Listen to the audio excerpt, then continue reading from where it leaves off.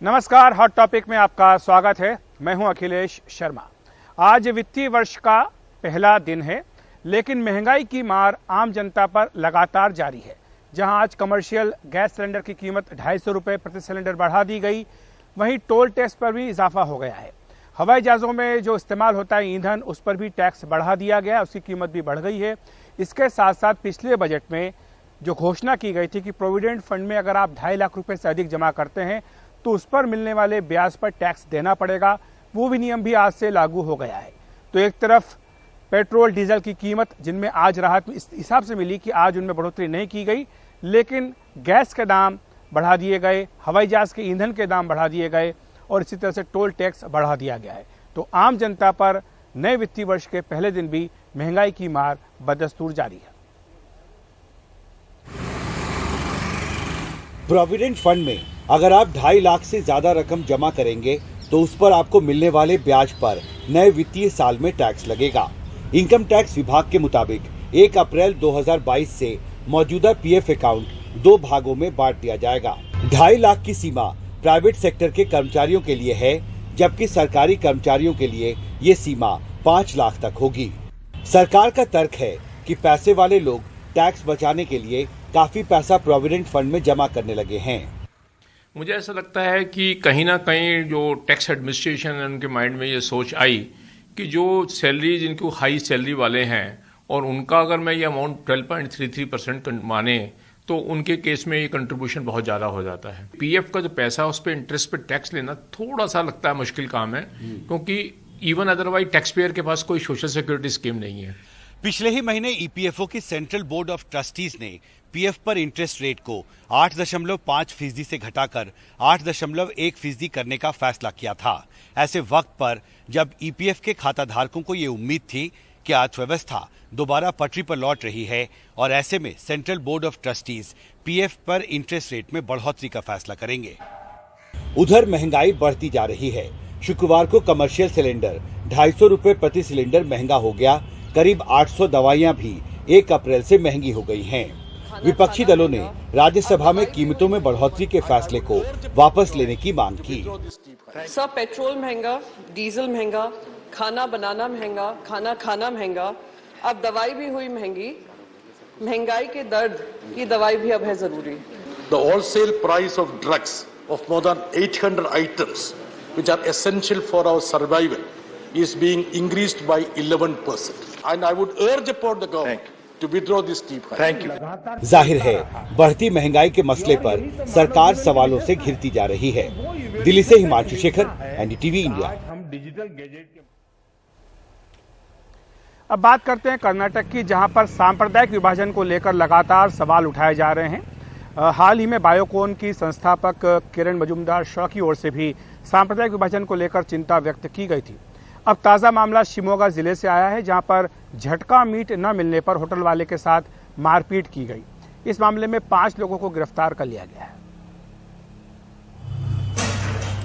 शिवमोगा की 2 तस्वीरें, दोनों बुधवार की हैं। एक में होटल में मारपीट हलाल मीट बेचने की वजह से, और दूसरी तस्वीर एक हलाल मीट दुकान की है। वहां इन लोगों ने झटका मीट की मांग की, न मिलने पर मारपीट। पुलिस ने 5 लोगों को गिरफ्तार किया, जिन्होंने दोनों जगहों पर मारपीट की थी। Yesterday there were 2 incidents reported in Bhadravati town. दोनों ही मामलों में आरोपी एक ही है।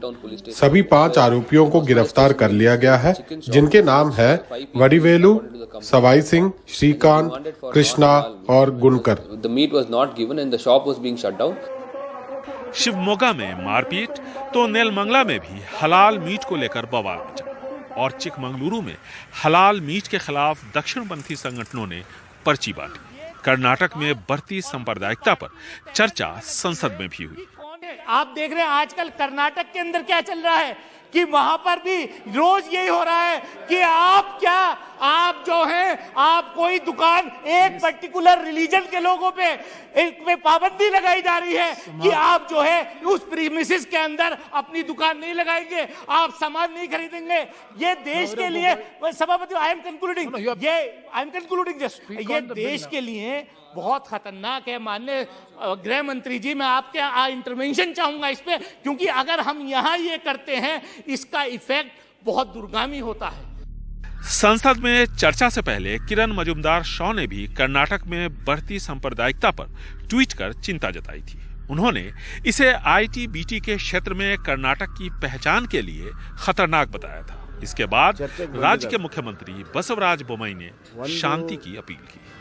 ಈ ನಮ್ಮ ಸಮವಸ್ತ್ರ ಮಕ್ಕಳಿಗೆ ಇರುವಂತದ್ದು कर्नाटक शांति और प्रगति के लिए जाना जाता है। हर एक शख्स को ये सुनिश्चित करना चाहिए कि यहाँ शांति कायम रहे। जब कभी भी ऐसे मुद्दे सामने आए जो समाज में टकराव पैदा करते हैं, तब लोगों को आपस में बैठकर सलाह मशवरे से इन्हें दूर करना चाहिए।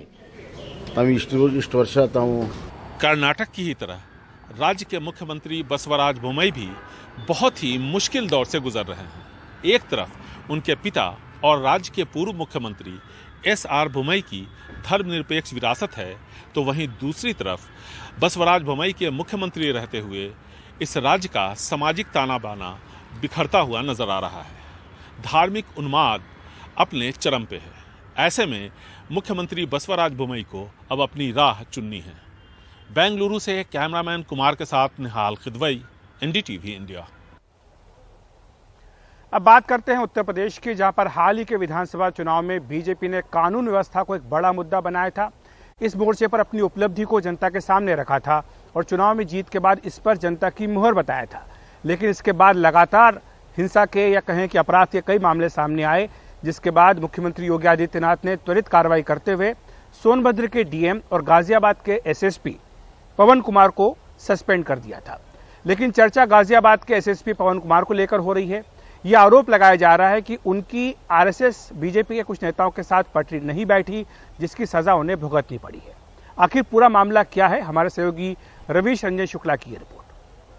जीवन कभी भी ठहरता नहीं है, जीवन कभी भी ठहरता नहीं है, आंधी से तूफान से डरता नहीं है। गाजियाबाद एसएसपी पवन कुमार ने ये गाते वक्त नहीं सोचा होगा कि 7 महीने बाद उनको ही गाजियाबाद से चलता कर दिया जाएगा। आरोप लगा कि कानून व्यवस्था खराब होने के चलते उनको सस्पेंड किया गया। लेकिन सूत्रों की माने तो उनके निलंबन में आरएसएस और बीजेपी के नेताओं की शिकायत अहम वजह रही। बीते 3 महीने से वो बीजेपी नेताओं के निशाने पर थे। 19 मार्च को आरएसएस कार्यकर्ता के साथ एक वकील का झगड़ा हुआ। इसे सांप्रदायिक रंग देने की कोशिश की गई, जिसका एसएसपी ने विरोध किया था। 10 मार्च को मतगणना के दिन एसएसपी ने बीजेपी के दफ्तर को बंद करवाया था, जिसकी शिकायत बीजेपी ने की। कथित गौ तस्करों को गोली मारने वाले दरोगा का ट्रांसफर किया तो बीजेपी विधायक नंद किशोर गुर्जर ने एसएसपी की शिकायत की। गाजियाबाद में 25 लाख रुपए की लूट हुई तो बीजेपी को फिर उनके ऊपर निशाना साधने का मौका मिला। देखिए, ये 10 तारीख की घटना का मुझे लगता है, जहाँ तक आप जिक्र कर रहे हैं, 10 तारीख को उस दिन काउंटिंग थी। काउंटिंग स्थल से 200 मीटर दूर हमारा वहाँ कार्यकर्ताओं ने ऑफिस बनाया था। पुलिस ने उन कार्यकर्ताओं को बाहर से बंद कर दिया, उस पर मैंने आपत्ति जताई थी। एसएसपी पवन कुमार के निलंबन के बाद अब गाजियाबाद में विशेष तौर पर मेरठ आईजी को भेजा गया है और डीआईजी एलआर कुमार की अस्थायी नियुक्ति की गई है। लेकिन पुलिस अधिकारी राजनीतिक हस्तक्षेप की बात से इनकार कर रहे हैं। देखिए, पुलिस का काम संवैधानिक मूल्यों और संवैधानिक दिशा निर्देशों के क्रम में कार्रवाई करने का होता है और हम लोग उसके लिए प्रतिबद्ध हैं और हम लोग उसमें किसी भी तरीके से कोई समझौता नहीं करते हैं। कानून का जो स्थितियां हैं, निश्चित तौर पर मुकदमे जहां आवश्यकता हुई है मुकदमे भी पंजीकृत किए गए और जहां पर कहीं कानून का उल्लंघन होगा उस पर कठोर कार्रवाई की जाएगी। एसएसपी पवन कुमार 7 महीने से गाजियाबाद में हैं और उनकी छवि अभी तक बेदाग रही है। उनके ऊपर कोई इस तरीके से रिश्वत का, भ्रष्टाचार का कोई अभी तक आरोप नहीं लगा है। लेकिन ये घटना 19 मार्च को जो हुई, जो आरएसएस के कार्यकर्ता सुमित रल्ली और अब्बास नाम के वकील के साथ में हुई, तो ये एक मुख्य घटना थी, जिसके बाद में वो आरएसएस और बीजेपी के स्थानीय नेताओं के निशाने पर आ गए और कहीं ना कहीं उसी शिकायत के आधार पर पवन कुमार को सस्पेंड किया गया है। योगी आदित्यनाथ के पहले कार्यकाल में स्थानीय नेताओं की शिकायत रहती थी कि नौकरशाह उनकी नहीं सुनते हैं, तो क्या दूसरे कार्यकाल में इसी के मद्देनजर अधिकारियों पर ज्यादा सख्ती से कार्रवाई हो रही है, ये आने वाला वक्त बताएगा। दिल्ली से राजीव रंजन के साथ Ravish Ranjan Shukla, NDTV India.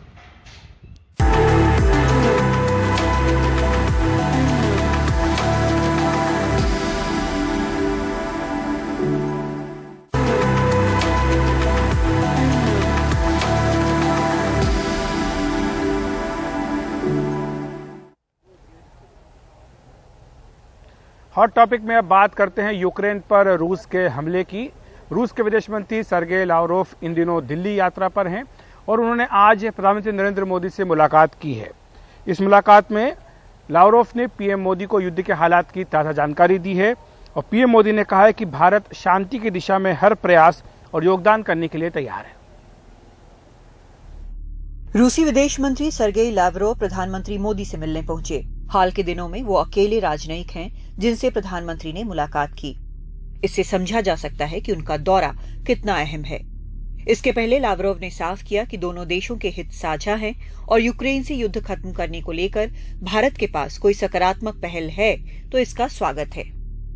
India is an important and serious country, and it is not. And if India sees that to play that role, which provides resolution of the problem, then problem in this present condition. वैसे भारत, रूस दोनों को एहसास है कि ये दौरा बेहद जटिल वैश्विक हालात में हो रहा है। दोनों देशों के विदेश मंत्रियों के शुरुआती बयान भी यही कहते हैं। Excellency, our meeting today takes place in a difficult international environment, quite apart from the pandemic. India, as you are aware, has always been in favor of resolving differences and disputes through dialogue and diplomacy. Our Western colleagues would like to reduce any meaningful international issue to the crisis in Ukraine. You know our position. We do not hide anything, and we appreciate that India is taking this situation in the entirety of facts, not just in a one-sided way.